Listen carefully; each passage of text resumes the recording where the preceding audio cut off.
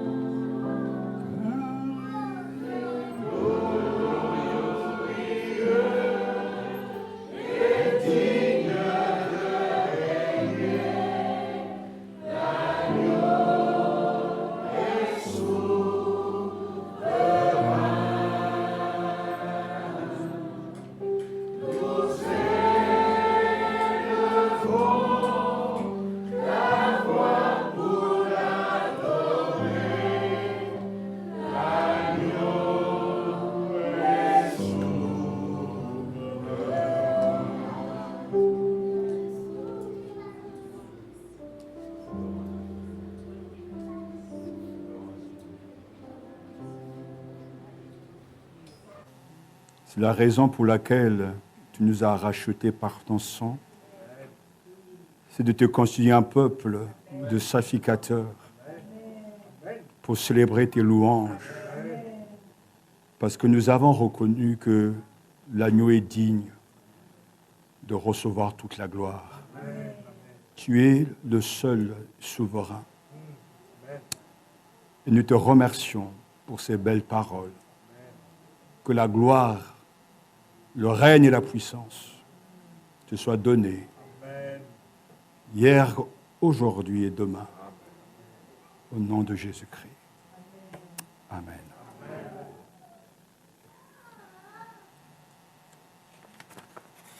Nous voulons adorer Dieu en écoutant sa parole. Et je vous invite à lire ensemble Galates chapitre 6. Versets 6 à 10.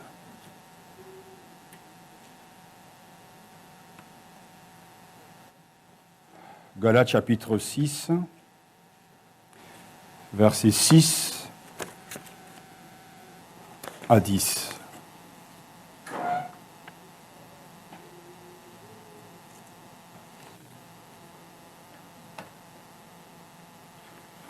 Accueillons la parole de Dieu. que celui à qui l'on enseigne la parole fasse part de tous ses biens à celui qui l'enseigne. Amen. Ne vous y trompez pas, on ne se moque pas de Dieu. C'est qu'un homme aura sémé, il le moissonnera aussi. Amen. Celui qui sème pour sa chair moissonnera de la chair la corruption. Mais celui qui sème pour l'esprit moissonnera de l'esprit la vie éternelle. Ne nous lassons pas de faire le bien, car nous moissonnerons au temps convenable, si nous ne nous relâchons pas. Ainsi donc, pendant que nous en avons l'occasion, pratiquons le bien envers tous et surtout envers les frères en la foi. Amen. Asseyez-vous.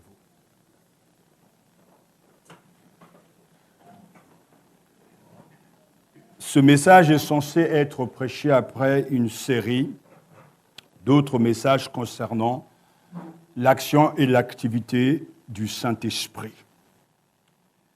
Mais Dieu veut que l'on annonce ce message aujourd'hui, on y reviendra. Parce que les vérités que Dieu veut nous transmettre sont censées nous aider à mieux vivre au quotidien.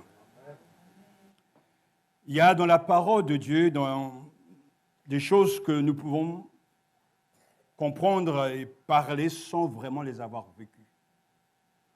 D'autres vérités nous sont données, sont vécues sans avoir eu la connaissance biblique.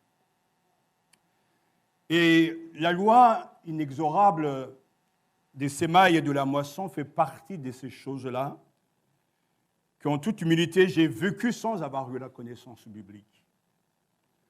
À l'âge de 11 ans, l'une de mes tantes, qui est aujourd'hui dans la gloire, a eu une vision me concernant et qui a vu la fin de ma vie. Alors que, tout petit, je ne comprenais pas ces choses, mais elle m'avait annoncé la fin d'une carrière au service de Dieu. Et ce qui est surprenant, c'est que, quel que soit l'âge, quel que soit le moment, quand Dieu a décidé un projet avec toi, rien ne peut l'arrêter. Rien. Si Dieu t'a choisi pour lui et pour le servir, il ne manquera jamais dans ta vie des fruits. Ce que tu feras sera toujours touché et accompagné de l'onction de l'Esprit, parce que c'est la preuve que Dieu t'a choisi et que Dieu t'envoie. La loi inexorable des sémailles de la moisson est une loi très claire. Ce que l'on sème, c'est ce qu'aussi on va récolter. Dieu veille à ce que cette loi fonctionne. Dieu n'est pas un menteur et on ne peut pas se moquer de lui. Ce que tu récolteras dépendra toujours de ce que tu as sémé. C'est comme ça. Ainsi, pour comprendre ce message, et sur lequel je reviendrai souvent, ce que pour comprendre ce message, il nous faut absolument comprendre la place du Saint-Esprit dans la vie du croyant. Lorsque le Seigneur envoie son Esprit Saint, lorsque l'on croit en lui, le Saint-Esprit ne vient jamais pour échouer. C'est impossible. Ce que le Saint-Esprit fait et produit est toujours une belle moisson. Parce que le Saint-Esprit est Dieu. Il est à la base de la conversion, celui qui accompagne la prédication de la parole et celui aussi qui est capable de convaincre les gens pour comprendre la parole. Le Saint-Esprit, donc, nous est indispensable. Et quiconque ce matin, tout croyant qui se réclame de l'Esprit Saint comme source de sa vie, doit aussi marcher selon cet esprit. Tout croyant qui se réclame de l'Esprit Saint comme source de sa vie doit aussi marcher selon cet esprit, et le Saint-Esprit en nous produit des fruits. Et ces fruits, bien souvent, ne ressemblent pas à ce que nous pensons, de ce que nous attendons, parce qu'il y a une caricature du charismatique à l'heure actuelle, où certains poussent et nous font croire qu'avoir l'esprit, c'est tomber par terre, tomber en extase, prophétiser, voir des miracles et des manifestations. Je crois, oui, et on le verra que le Saint-Esprit distribue ses dons comme il le veut, à qui il veut. Mais les marques de l'Esprit Saint dans la vie d'un croyant ne sont pas à chercher dans les manifestations extérieures charismatiques, mais dans l'intériorité de la vie de Dieu en nous. Quand le Saint-Esprit est à l'œuvre, et c'est ce que Paul décrit lorsqu'il écrit aux Galatiens justement concernant le fait de ne pas observer, de ne pas retourner à un pseudo-évangile que certains apôtres ont prêché, ont venu annoncer, lorsque l'on comprend que la justification n'est que par la foi et les œuvres suivent, et qu'on n'est pas justifié parce qu'on a les œuvres, mais parce que d'abord on a la foi, et parce qu'on a la foi, on a aussi les œuvres. Et le Saint-Esprit est à l'œuvre. Ainsi, il nous amène dans ces passages si riches et si denses à regarder ce qui se passera à la fin. Parce que les versets 7 à 10 sont orientés vers le jugement que chacun recevra en fonction de ce qu'il a accompli. En ces versets, Paul affirme la responsabilité du disciple. Chacun reçoit la récompense que méritent ses actions. Tu récolteras toujours ce que tu as sémé. L'esprit est à la base d'une bonne moisson, comme la chair est à la base d'une mauvaise moisson. Mais quoi qu'il en soit, tous nous récolterons ce que nous avons sémé. La métaphore sémaille-moisson est traditionnelle. Nous savons qu'elle exprime en particulier la responsabilité des uns et des autres dans le malheur, mais celui qui fait des justes sémailles récolte de généreuses moissons. Osée chapitre 10, verset 12. Car Dieu rend à chacun le fruit de ses œuvres. Jérémie chapitre 17, verset 10. Le chrétien rempli de l'esprit est appelé à faire des bonnes actions, à faire des bonnes œuvres. Il doit être zélé pour les bonnes œuvres. Ce sont là les preuves que l'Esprit Saint est en lui.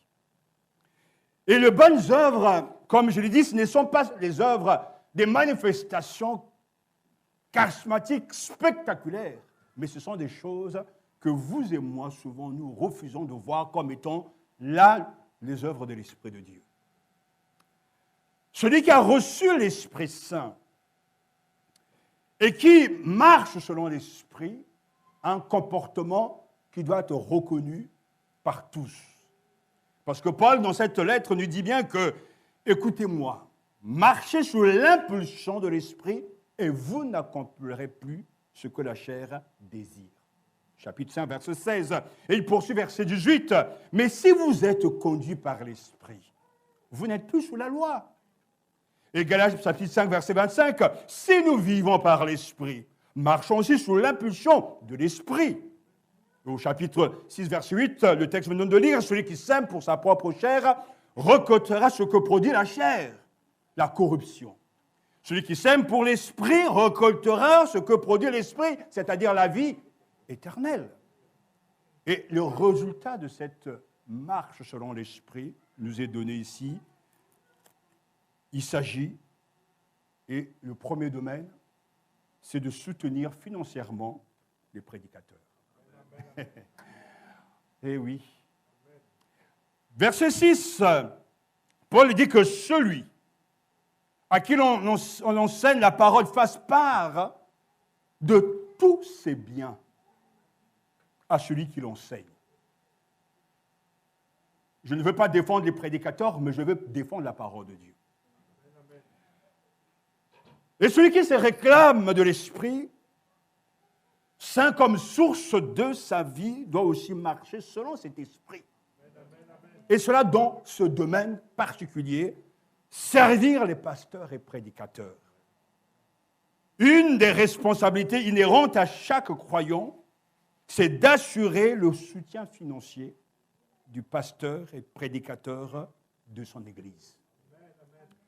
L'exhortation de Paul, ou plutôt du Saint-Esprit, est claire. Le docteur partage les bonnes choses de la parole de Dieu et en retour, le croyant se doit de faire part de tous ses biens à celui qui l'enseigne. Il s'agit évidemment des biens temporels, alors que nous sémons des biens spirituels.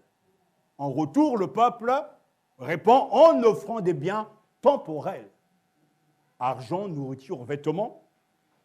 Et parce que le peuple a reconnu qu'ils ont reçu et qu'on a investi en eux des biens spirituels, en retour, ils doivent aussi redonner à Dieu et aux serviteurs des bénédictions temporelles, matérielles.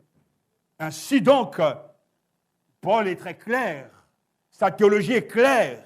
De même, le Seigneur a ordonné à ceux qui annoncent l'Évangile de vivre de l'Évangile. C'est un ordre. C'est un ordre. 1 Corinthiens chapitre 9, verset 14. Comme l'a écrit le réformateur Martin Luther, il est impossible pour un homme à la fois de travailler jour et nuit afin de gagner sa vie et en même temps de se consacrer à l'étude comme l'exige le ministère de la prédication. Ainsi, celui qui marche selon l'Esprit doit être généreux et utiliser tous ses biens pour soutenir les prédicateurs. La communion de la parole s'accompagne d'une communion d'une part de ses biens. Il dit bien de tous ses biens. Je dois être capable, moi, ce n'est pas mon cas, mais je parle pour d'autres prédicateurs, de vous imposer le droit de puiser dans vos ressources, d'utiliser vos voitures si j'ai besoin de voitures, d'utiliser vos vélos si j'ai besoin d'un vélo, de demander un service si j'ai besoin d'un service, parce que ce sont mes droits que Dieu lui-même a ordonné que celui qui prêche l'Évangile doit aussi vivre de l'Évangile. L'Évangile est un produit selon les termes, en tout cas des gens d'ici-bas, mais un bon produit vivant. Nous investissons des biens spirituels. En retour, le peuple de Dieu doit être responsable de veiller à ce que nous ne manquons de rien.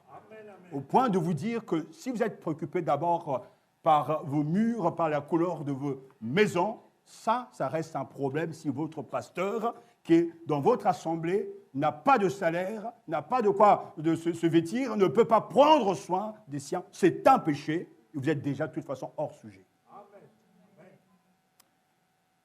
Ça, c'est la première chose que Paul nous dit, que celui à qui l'on enseigne, la parole fasse part de tous ses biens à celui qui l'enseigne. Pour celui qui est conduit par l'Esprit, ensuite, Paul nous dit, ne vous y trompez pas. On ne se moque pas de Dieu. Ce qu'un homme aura sémé, il le moissonnera aussi. Paul nous dit que celui qui est rempli et conduit par l'Esprit ne peut pas snober Dieu.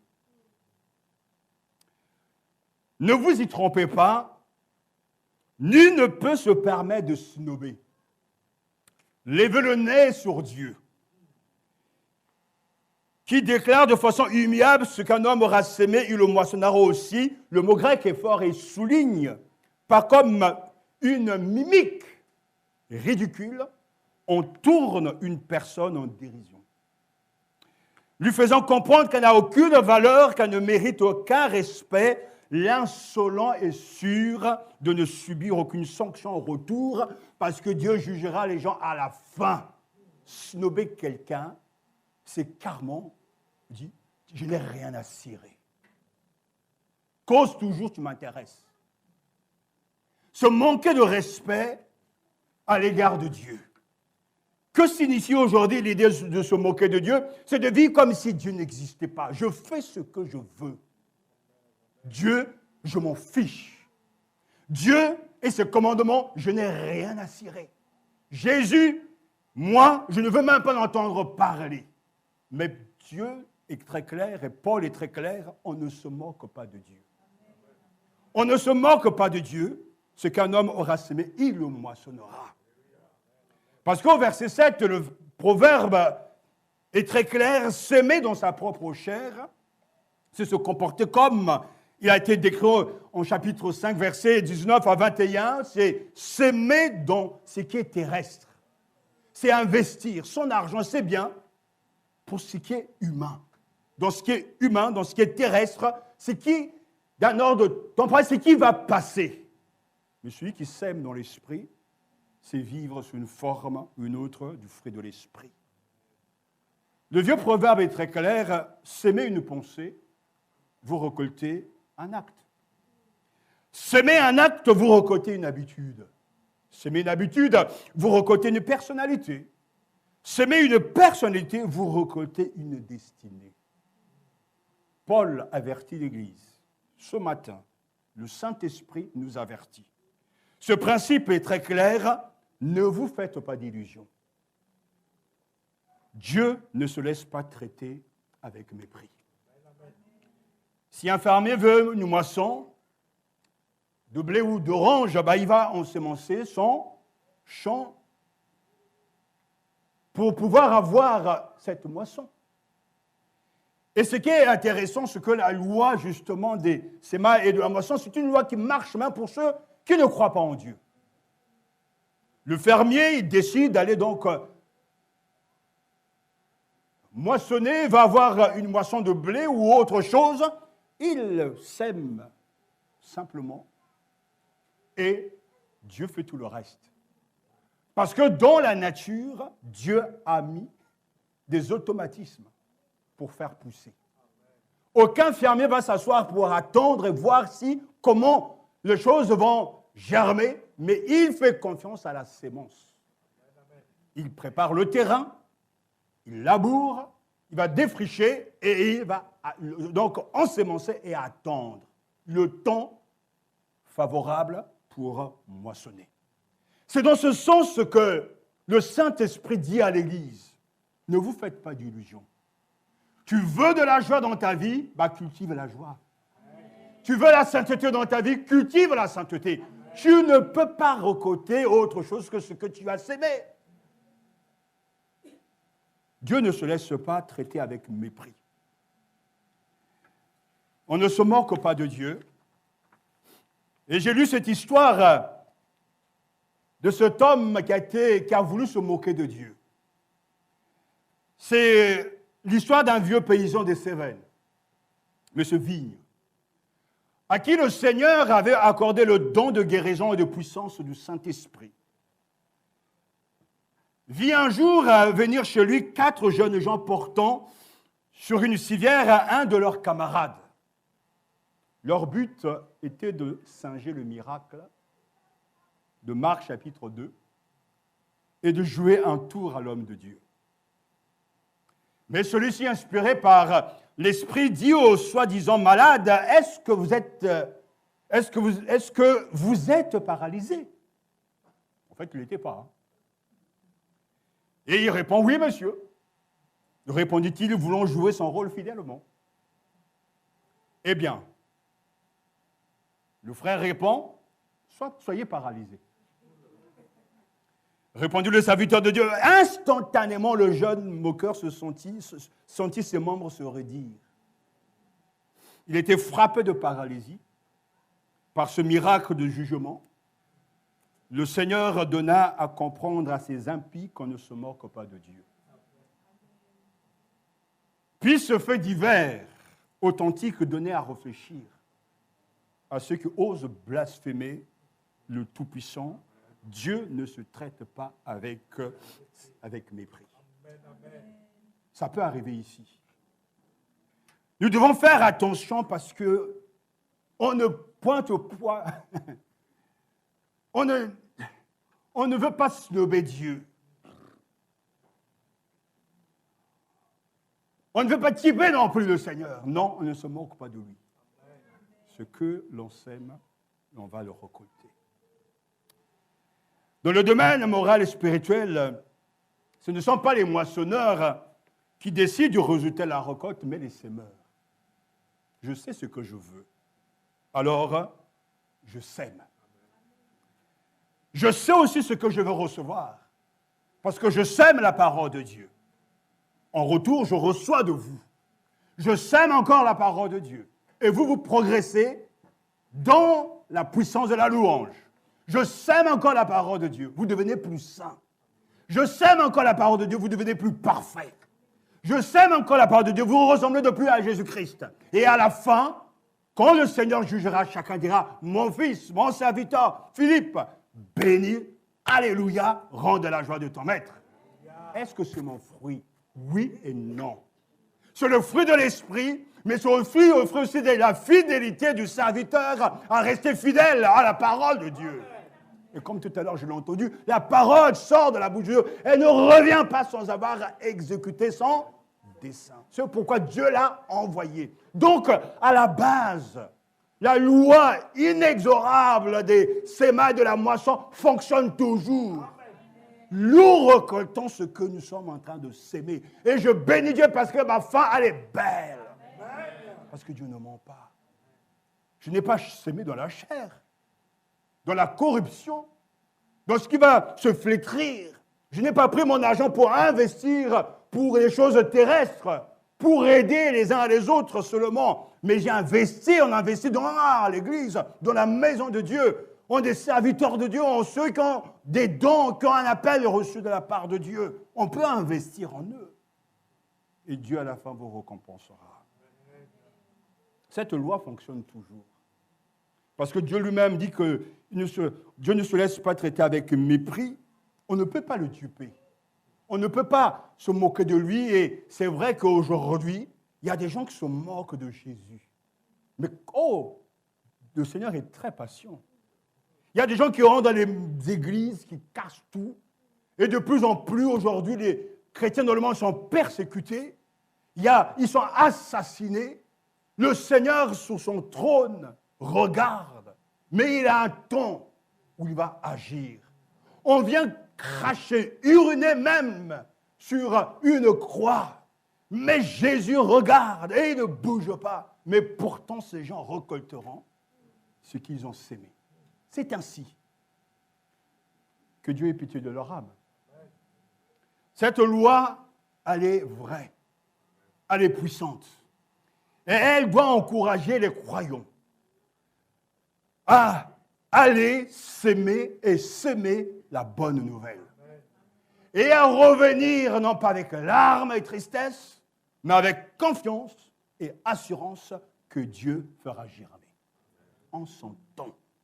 Que son nom soit béni. J'aimerais insister ce matin et explorer avec vous cette loi. Ce principe ou cette loi inexorable des semailles de la moisson, parce que nous devons retenir au moins cette chose.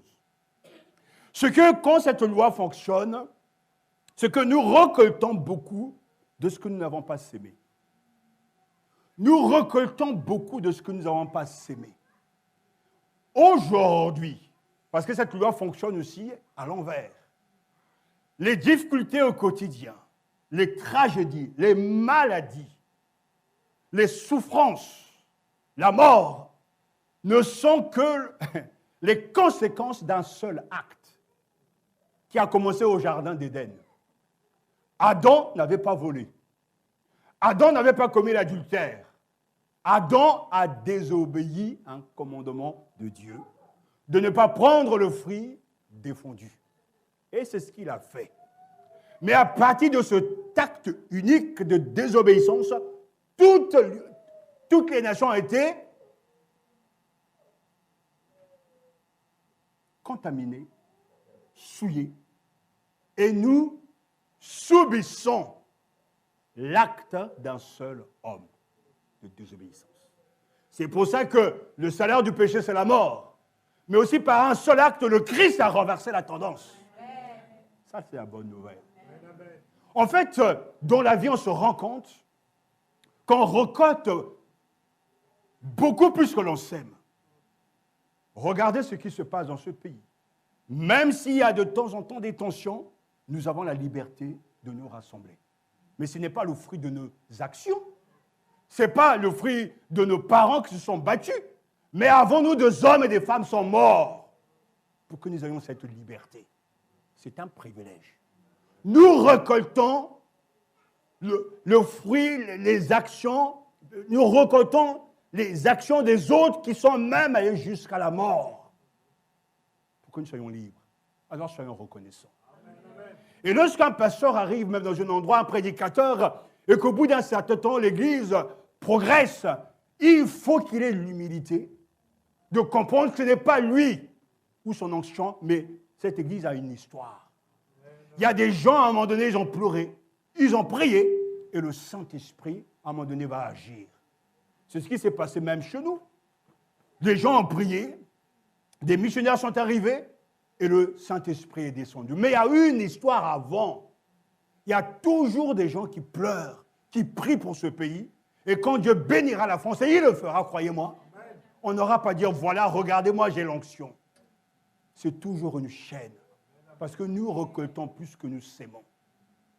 La deuxième chose qu'il faut absolument retenir par rapport à cette loi inexorable des semailles de la moisson, c'est que nous récoltons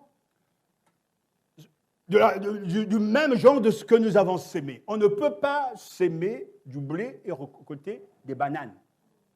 On ne peut pas non plus récolter des bananes qu'on a sémées du blé. Cette loi fonctionne toujours. C'est 1 plus 1, ça fait 2. C'est une loi logique biblique. Ce que nous sémons, c'est ce que nous allons récolter. Et la Bible nous montre, oui, que tous ceux qui ont travaillé pour Dieu avec Dieu ont toujours bien fini la course, parce que ce qu'ils avaient sémé, la bonne sémence, porte toujours du fruit. S'aimer de l'amour, comme un certain chanteur de reggae disait, quand il y a la haine, s'aimer de l'amour. Vous allez récolter de l'amour. Face à cette haine aux États-Unis, si vous avez vu ces images de ce Afro-Américain qui a été tabassé, qui est mort, quand je voyais ces images, j'ai crié. Et j'avais de la colère. Mais on s'est dit avec mon épouse, mais il y a quelque chose qui ne va pas chez eux. Ils sont déshumanisés. Ce n'est plus des êtres humains. Mais ces gens ont besoin de l'amour divin pour revenir à Dieu et demander pardon. Alors, s'aimer les bonnes choses. C'est vrai qu'en retour, pouvait avoir des critiques ou de la méchanceté, mais ne vous laissez pas gagner par ces choses. Croyons en cette loi. Dieu, à la fin, jugera tout un chacun et rétribuera les uns et les autres. Souvenez-vous que cette loi fonctionne. Nous devons aussi nous rappeler par rapport à cette loi que nous récolterons toujours, mais au temps voulu par Dieu. On ne sème pas le matin du blé et à 13h ou le soir à la belle moisson. Ça n'existe pas. Dieu fait toutes choses belles en son temps, sa saison. Il y a des saisons. Il y a un temps pour planter et un temps pour récolter. Ce que Dieu veut en train de nous dire ce matin, il faut apprendre à être patient. C'est une qualité biblique. Le fruit de l'esprit, c'est aussi la maîtrise de soi. Parce que c'est vaincre la patience, oui. Nous allons récolter, pas toujours au moment où nous attendons, mais Dieu a promis de le faire. Nous savons que nous récolterons toujours puisque nous avons sémé, n'est-ce pas? Nous devons nous souvenir de cela parce que, oui, Père, il y a des biens que nous allons récolter et nous ne savons pas aujourd'hui. Mais Dieu sait que nous avons beaucoup sémé. Je ne sais pas à la fin ce que j'aurai, mais je sais que j'aurai quelque chose. Pendant plusieurs années, on va s'aimer la parole de Dieu. Deux fois, on voit des terres, des cœurs qui n'acceptent pas la parole. Des fois, on voit un semblant de vie. Et des fois, on voit des vies transformées. Et alors, on voit ces âmes, ça et là, ces terrains, ça et là, ces cœurs, ça et là. Et on se dit, mais de toute façon, je dois continuer à faire mon job. S'aimer, Dieu est responsable de faire pousser. Mais en même temps, je ne dois pas me décourager. Parce que si je fixe simplement mon attention sur celui qui n'avance pas, je peux me décourager. Mais je ne veux pas oublier que la sémence, la bonne nouvelle, est une puissance pour le salut de quiconque croit. Et on avance tranquillement. Et il arrive de temps en temps, je reçois un coup de fil, ou je rencontre quelqu'un, dit, pasteur, à tel moment, à tel jour, tu avais prêché, Dieu m'a sauvé, je ne me rappelle même plus. Mais celui qui est sauvé, lui sait que la parole a pénétré son cœur et a changé sa vie. Donc, nous récolterons plus que nous avons sémé.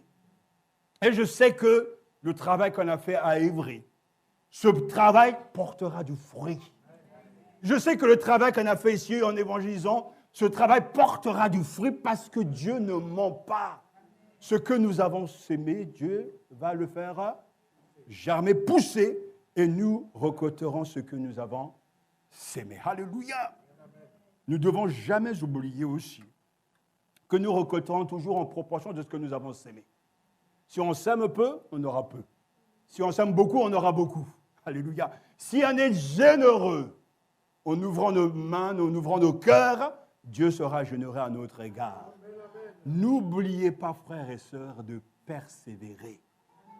Parce que quand l'on commence à s'aimer, quand on commence à travailler, défricher la terre, il y a toujours des parasites, il y a toujours des herbes amères, il y a toujours des choses qu'il faut arracher, des choses qui viennent étouffer la parole. Mais ne désespérez pas, arrachez-les et avancez. La parole aura toujours la capacité de transcender et de changer les choses. Attendons la récolte. C'est le message que le Saint-Esprit me donne pour vous. Apprenez à attendre une moisson. Ne priez pas simplement pour prier. Attendez la réponse. Demandez à Dieu des choses claires. Soyez précis et attendez de sa part aussi une réponse claire. Il ne va pas vous donner un œuf alors que vous lui demandez, je ne sais pas moi, une saucisse. Dieu ne se contredit pas, il a des oreilles, il comprend. Il est intelligent, il est sage. Et vous allez moissonner ce dont vous avez sémé. Et c'est ainsi que justement, s'aimer dans la justice, c'est important parce que ça va déterminer notre futur. Vous savez qu'aujourd'hui, nous préparons le futur. Pour celui qui marche selon l'esprit, c'est clair. La parole est très claire. Celui qui sème pour satisfaire sa propre nature récoltera ce que produit la nature humaine, la corruption. Mais celui qui sème pour l'esprit moissonnera, lui, ce que produit l'esprit, c'est-à-dire la vie éternelle. D'un côté, il y a la corruption comme fin, et de l'autre côté, la vie est éternelle. Comme un commentateur l'a dit, il faut voir notre personnalité comme un champ dans lequel nous sémons chaque jour. C'est un champ partagé, la chair d'un côté et l'esprit de l'autre. S'aimer pour satisfaire sa propre nature, c'est aller dans le sens de la chair, se battre pour les choses terrestres, des biens matériels. Les sémences que nous sémons se composent essentiellement de pensées et d'actes.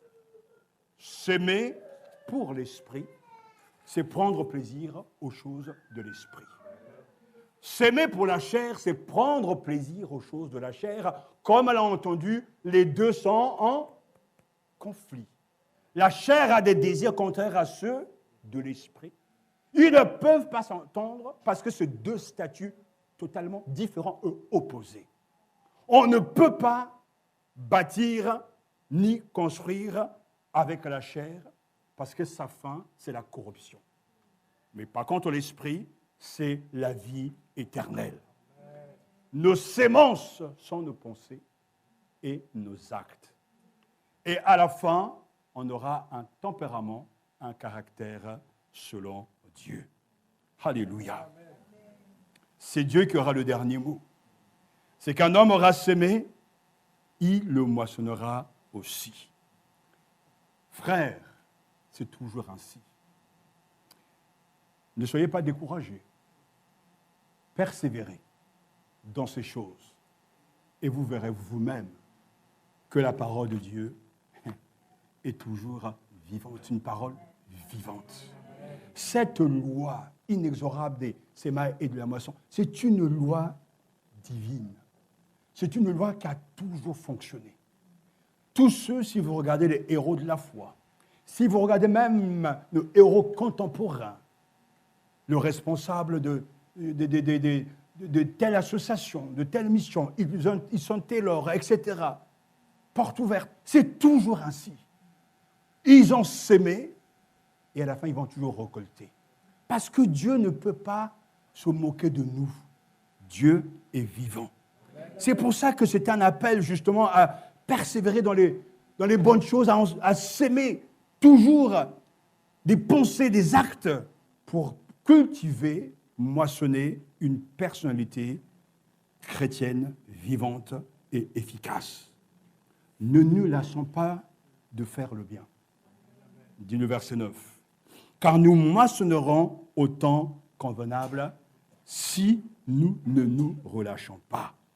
C'est vrai. Il arrive que des chrétiens se découragent lorsqu'ils sèment la sémence spirituelle, car la moisson est souvent longue à venir. C'est vrai. On ne peut pas se mentir à soi-même.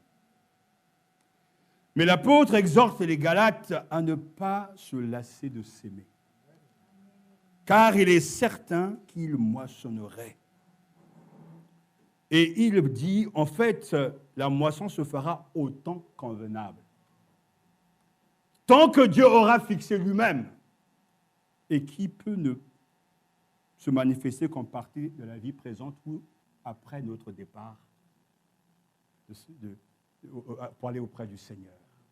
Le temps convenable, ce n'est pas le temps que moi je choisis ou le temps que toi tu as choisi, c'est le temps selon Dieu. Il y a des gens qui ont prié pour nous, et ils sont morts. Mais pourtant, Dieu a entendu ces prières. Et au temps convenable, il nous a sauvés. Et c'est pour ça qu'il y a ce petit mot au milieu de ce verset 9, il dit, mais si nous ne nous relâchons pas, si nous ne nous relâchons pas. Donc, c'est bien sympathique de bien commencer, mais il faut aussi continuer, il faut persévérer, il ne faut pas s'arrêter. Il faut aller jusqu'au bout. Tu es tombé, relève-toi. Tu es découragé, relève-toi. Si nous ne relâchons pas, Paul sait très bien que la persévérance est une vertu chrétienne. Ne nous décourageons pas, nous ne nous relâchons pas. La vie éternelle pour ceux qui, par leur persévérance à bien faire, recherchent gloire, honneur et incorruptibilité. Écrit-il en Romains chapitre 2, verset 7. Oui, mais espérer ce que nous ne voyons pas, c'est l'attendre avec persévérance. Romains chapitre 8, verset 25. La persévérance dans l'énergie, malgré l'usure de la routine et de l'ennui et la grande difficulté de la vie spirituelle, mais nous ne devons pas céder au découragement. Nous ne devons même pas céder même au fait d'être usés. Nous devons être des combattants, tout le temps en train de se relever, tout le temps en train de se battre. Parce qu'il y a une logique de Dieu, il y a une bénédiction de Dieu. Dieu a dit qu'on leur encore ce que l'on a sémé. C'est une loi immuable. Oui, il y a un problème, il y a un principe, il y a les résultats, il y a la promesse. La promesse, elle est là, frères et sœurs. Elle est là, c'est clair pour chacun. Ne nous lassons pas de faire le bien. Par nous moissonnerons au temps convenable, soit ici-bas, soit dans le monde à venir. Mais quoi qu'il en soit, il y aura une moisson. Moi, j'espère que je vous ai encouragé ce matin. Parce que franchement, si vous n'êtes pas encouragé, c'est que vous avez un problème. Vous n'avez pas reçu l'Esprit Saint. Parce que l'Esprit Saint parle à chacun ce matin. Et ainsi, donc, pendant que nous avons l'occasion, pratiquons le bien envers tous. Et surtout, envers les frères en la foi. Pour celui qui marche dans l'Esprit, qui a reçu l'Esprit Saint, justement, on le voit bien dans son comportement, tout est là. Il ne s'abandonne pas à la paresse, il ne se laisse pas gagner par, justement, l'usure. Il n'est pas fatigué, même quand les cultes ne se ressemblent pas, les gens ne louent pas, tu es là en train de diriger la louange, les gens sont là avec des visages bizarres. Ils ne se laissent pas du tout contaminer par ça. Eux, ils poursuivent leur truc. Ils foncent parce qu'ils sont là pour la gloire de Dieu. Les gens ne répondent pas aux invitations qu'on leur demande de venir au Seigneur, mais que ce n'est pas grave. Ils poursuivent tout le temps.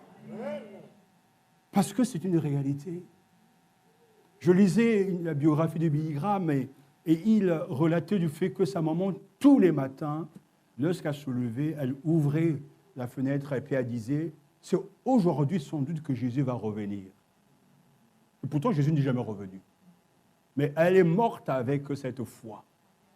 Parce qu'elle vivait le moment présent. Et ça affectait Billy Graham. Au point que, justement, il prêche un message où il invite les uns aux autres à venir à Jésus tout de suite. Parce que personne ne sait le moment où Dieu va nous appeler à lui. J'ai regardé des informations hier soir, j'étais abasourdi de ce qui s'est passé à Jérusalem. Ce papa qui disait que ce couple est descendu pour aider, ils se sont fait tuer alors qu'ils étaient à peine mariés. La vie est bizarre, étrange, mais le temps favorable, convenable, c'est maintenant. Amen. Ne nous laissons pas gagner par le découragement, parce que c'est l'une des armes préférées de Satan, c'est de nous décourager. Regarde, ça ne marche pas chez toi, ça ne marche pas dans ton église. Regarde les chaises vides, et toi tu dis, ah ouais, si on était 200, 3000, 5000, il y aura plus de joie. Mais c'est faux. Tu dois servir Dieu et laisser le temps au Dieu, parce que même quand nous partirons, cette salle sera multipliée par 10. Amen. Le travail, c'est maintenant qu'il faut le faire. Laissons à Dieu la moisson. Amen. Le temps convenable de Dieu, c'est toujours le bon moment. Il y a aussi une logique dans ce que je suis en train de dire. C'est depuis quand on pense que Jésus est mort et ressuscité? Ben, répondez-moi, c'est simple. Il y a 2000 ans. Nous sommes en 28e siècle. 2000 ans. Mais qui est ce Dieu qui a besoin de 2000 ans pour faire une œuvre? Et là, on commence seulement à partir de Jésus. Et avant. Mais ce gars-là, là-haut, là, mais il n'est pas capable de tout gérer en une seule journée. Mais pourtant, Dieu met le kéros et le temps dans son temps. Au moment convenable, il y aura du fruit. On ne peut pas comprendre pourquoi il attend autant, mais il le fait. Et Dieu poursuit son histoire. Il a son calendrier. Il nous invite à entrer dans son timing, dans son temps à lui. Seigneur, aujourd'hui je te suis fidèle. Aujourd'hui je prêche. Aujourd'hui je fais du bien. Alors je sais que je moissonnerai. C'est tout ce que je sais. Je ne sais pas quand, mais je sais que ça viendra. À Dieu soit toute la gloire. Et j'aimerais finir avec le dernier verset 10 qui nous dit ainsi donc pendant que nous avons l'occasion, pratiquons le bien envers tous et surtout envers les frères en la foi. Alléluia. C'est étonnant, hein, la marche dans l'esprit. Pendant que nous en avons l'occasion, pratiquons le bien. Envers qui? Envers tous. Mais il y a surtout envers les frères en la foi. Je vais peut-être vous choquer. Si dans vos familles, vos parents ne sont pas convertis, si votre mère, votre père n'est pas converti, vos frères ne sont pas convertis, je suis au-dessus d'eux. Amen. Ouais. C'est ce que les gens n'arrivent pas à comprendre. La famille chrétienne est au-dessus de la famille biologique. Amen. Ah oui. Pourtant, Paul nous dit de faire du bien à tous, mais surtout en priorité envers les frères en la foi. C'est ce que beaucoup ne font pas aujourd'hui.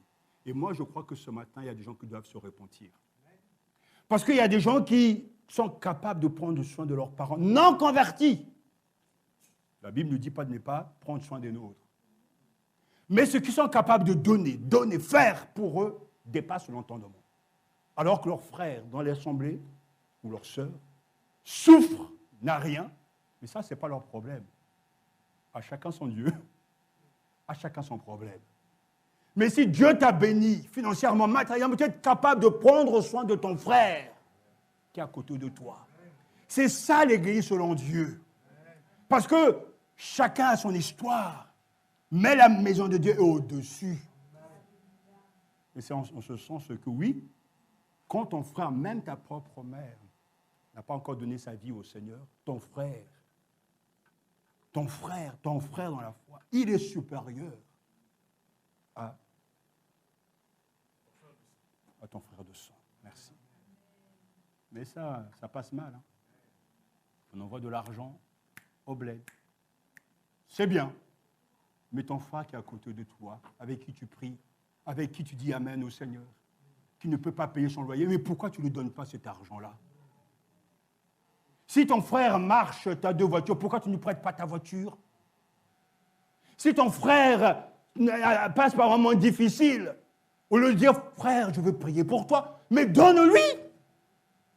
À chaque fois, on est là dans cette spiritualité désincarnée où ça n'a aucun sens. Je veux prier pour toi, ça ne veut rien dire. Quand tu as quelque chose, tu dois donner en accompagnant, bien sûr, de ta prière, la prière. On ne peut pas simplement prier, ça va tomber du ciel. Tu as la solution, tu es la solution. Alors agis. Oh, pasteur, je veux prier pour vous que vous aimez. Mais tu as le blé, donne-le. Au point qu'un jour, Butler a dit, cette fois-ci, je mets la caisse, je tiens la caisse. Ce pasteur américain dit, voilà, venez donner mon argent. Et il exigeait que les gens montrent ce qu'ils donnaient. Et ce jour-là, les hypocrites même sont rentrés dedans pour ne pas passer. Ça nous a repérés. Souvent, on est en train de parler d'une foi chrétienne vivante, ça n'existe pas. Il y a la pratique de la foi. Le Christ est la parole est très claire, pendant que nous avons l'occasion, pratiquant le bien envers tous. Et surtout, envers les frères en la foi. Je suis heureux d'entendre de fois dans les témoignages, c'est pour ça que j'aime les moments d'action de grâce. Seigneur, je te remercie parce que ta sœur un tel m'a aidé. Seigneur, je te remercie. C'est bien ça. Mais ne choisissez pas vos amis. Amen, amen. L'Église est la maison de Dieu. Nous sommes ensemble, quand on est vraiment convertis, des frères et sœurs en Jésus-Christ. C'est nous qu'allons vivre ensemble.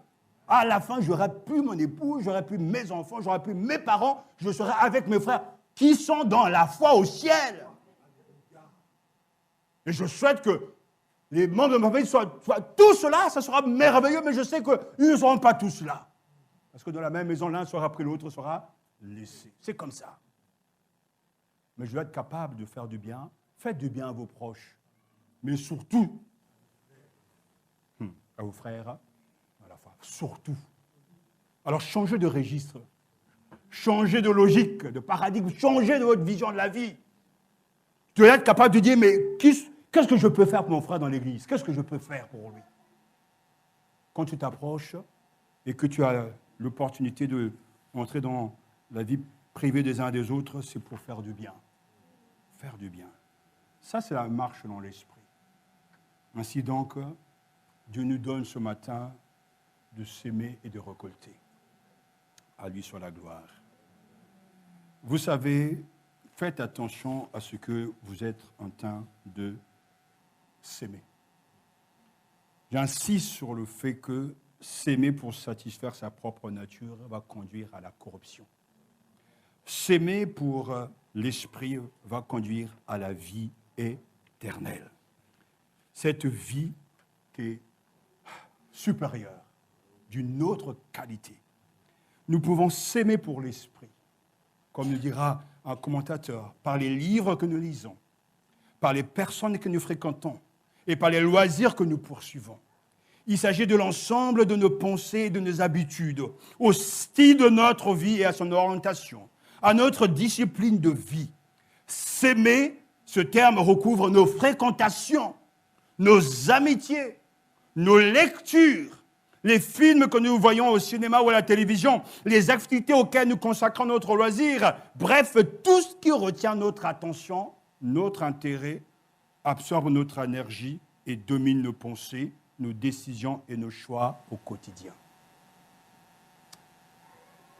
J'écoute la radio et il y a 2 ou 3 jours, j'ai entendu l'histoire de cette franco-malienne, la chanteuse Aya Nakamura.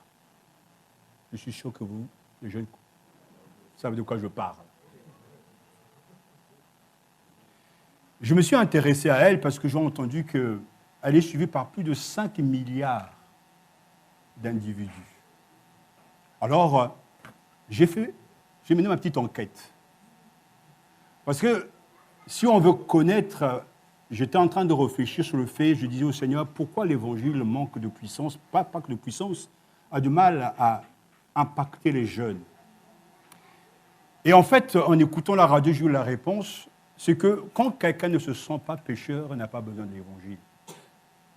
Il faut d'abord créer chez le jeune l'envie ou plutôt le besoin d'un sauveur.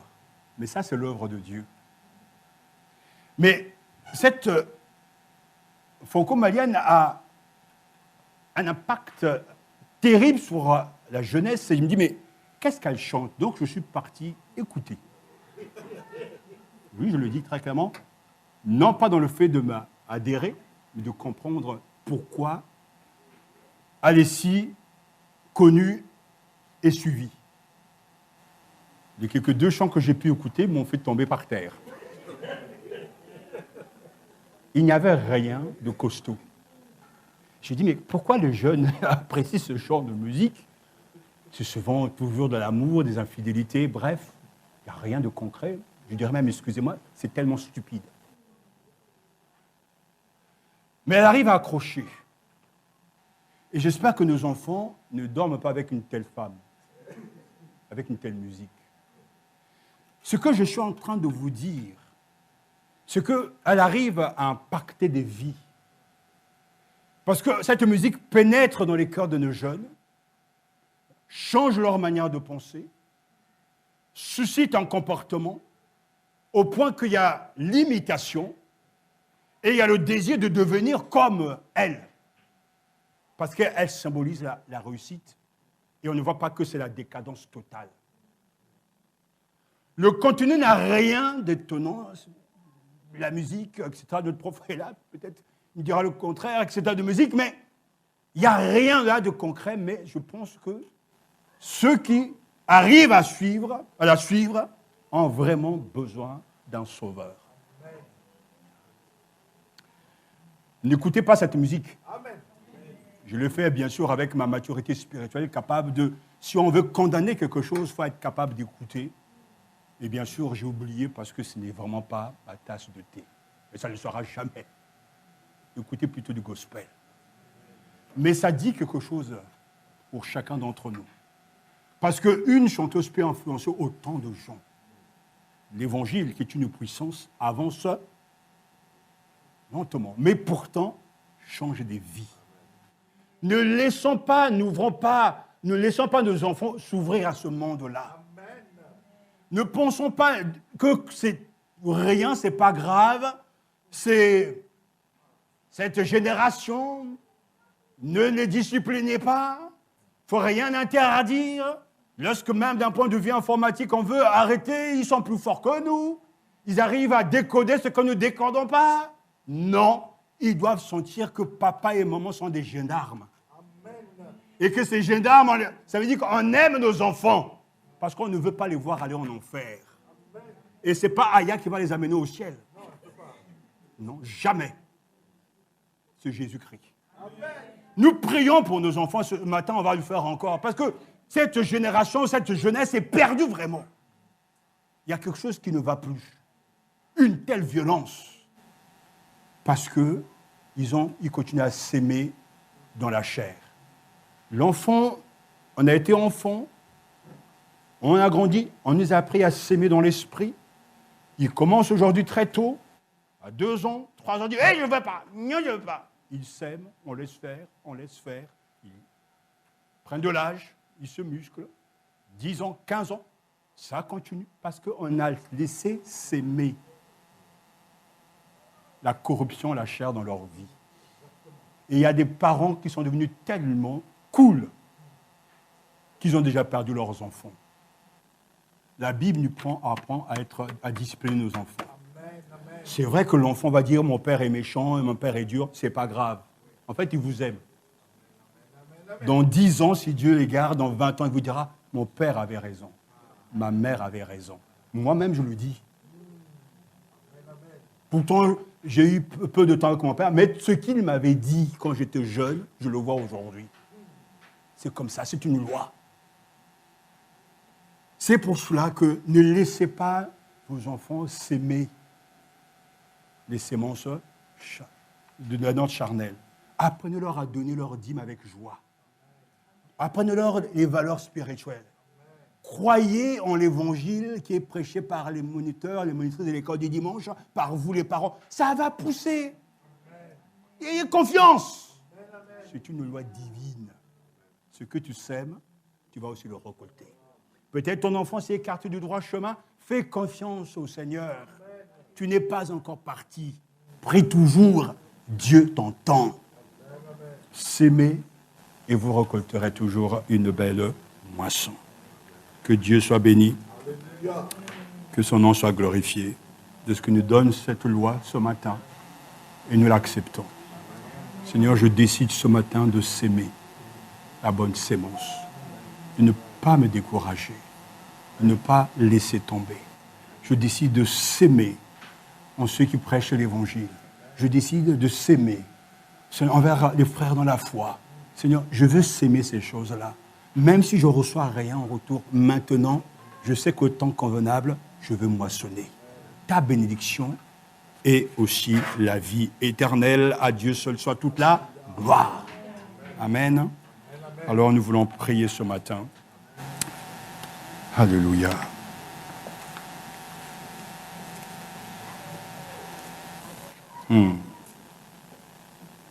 De mon Seigneur, j'aurai la grâce de ce chant. De chercher encore ces vastes desseins. J'aurai la force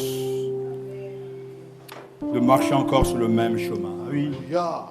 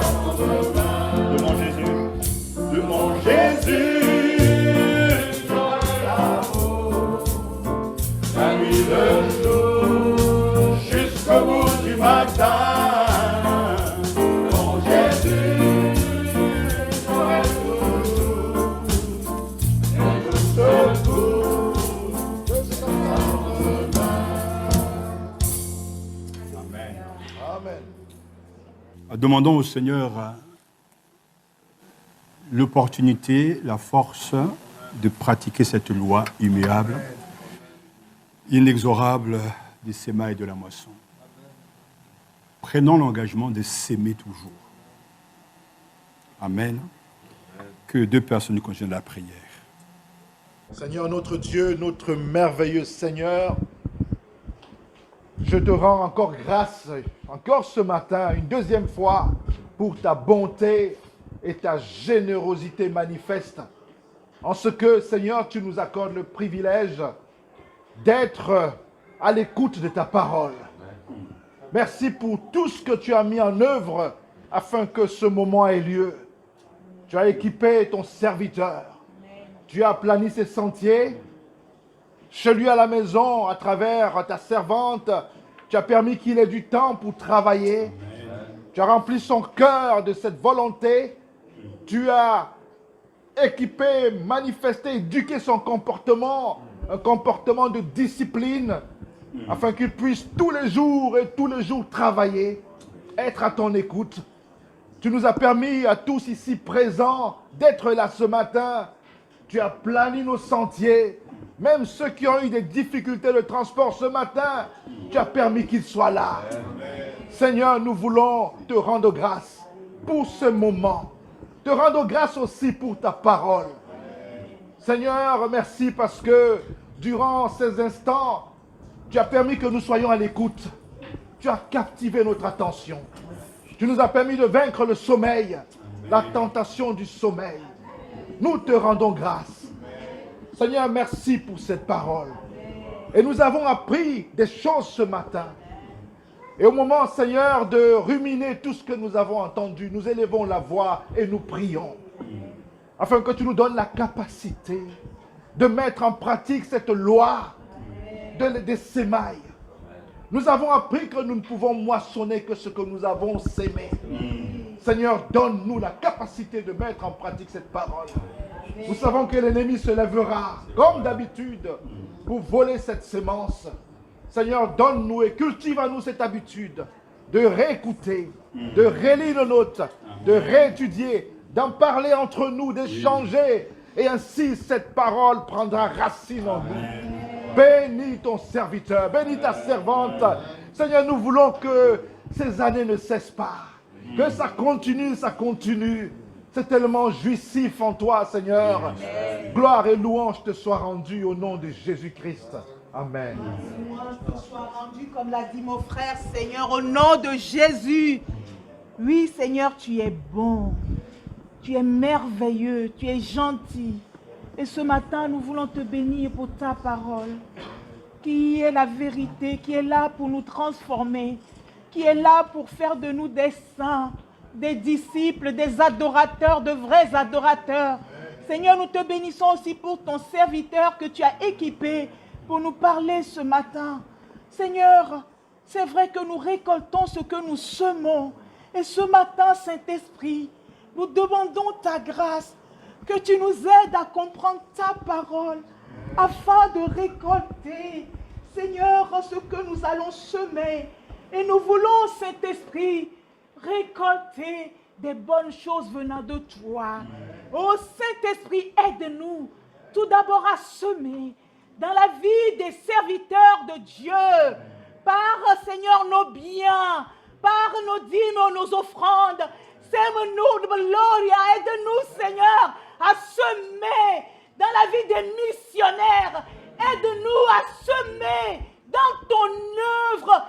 Aide-nous, Saint-Esprit, à semer, Seigneur, dans la vie des frères et des sœurs, à aider, à porter les fardeaux des uns des autres pour la gloire de ton nom, car nous voulons à la fin récolter, Seigneur, oh Seigneur, ta grâce.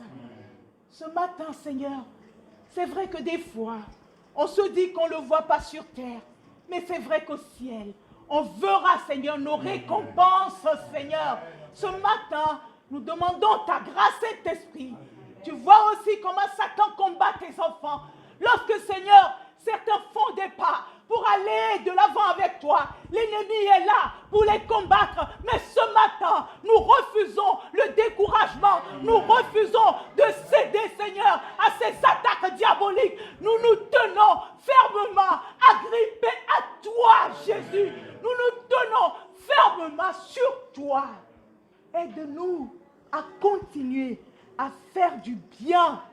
à faire du bien même lorsqu'on nous crache dessus. Jésus, aide-nous à continuer à faire tout pour la gloire de ton seul nom.